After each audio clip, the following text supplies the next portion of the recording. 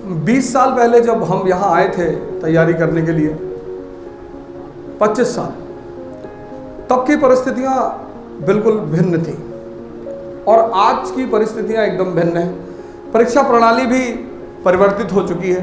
हमारे समय में एक जीएस का पेपर होता था, एक सब्जेक्ट का पेपर होता था। जैसे मेरा हिस्ट्री था सब्जेक्ट। अब आपके समय में क्या है कि एक जीएस का पेपर है, एक सीसेट है। इस बार का जो रिजल्ट आया तो आपने देखा होगा कि बड़े सारे ऐसे स्टूडेंट एस्पिरेंट जिनका पिछली बार सिलेक्शन हो चुका था वो भी फेल कर गए।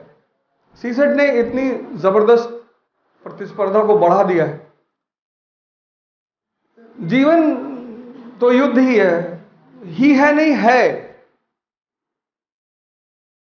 इसीलिए गीता की रचना हुई। जितने भी धर्म ग्रंथ हैं वो इस युद्ध के ही केंद्रित हैं सारे। वो बाइबल हो, वो कुरान हो, वो गीता हो, वो आदि ग्रंथ हो, सारे धर्म ग्रंथ का जो मूल बिंदु है, वो है युद्ध। अब वो धर्म युद्ध हो या कर्म युद्ध हो, वो सब युद्ध है। गीता भी किस चीज का वर्णन है? युद्ध का।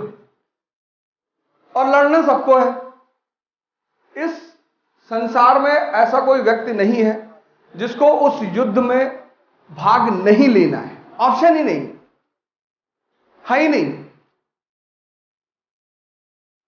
अगर आप ये सोचते हैं कि कोई ऐसा रास्ता मिल जाता कि हमें इस युद्ध में भाग ना लेना, वो है ही नहीं।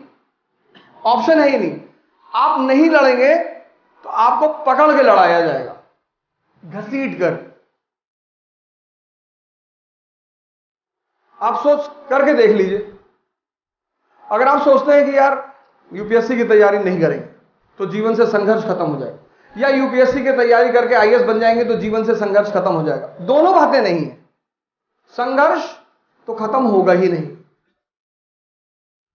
यह पहला बात जो मैं आपसे शेयर करना चाहता था कि संघर्ष तो खत्म होगा ही नहीं। जो लोग आईएएस बन गए, आपके सीनियर्स होंगे, आपके परिवार के लोग होंगे, कई सारे आपके परिचित होंगे, उनसे पूछिए आप, संघर्ष खत्म हो गया? संघर्ष जारी है और बढ़ गया। तो जब एक चीज स्पष्ट हो गई कि संघर्ष जीवन में नहीं खत्म होने वाला, तो फिर संघर्ष किया कैसे जाए?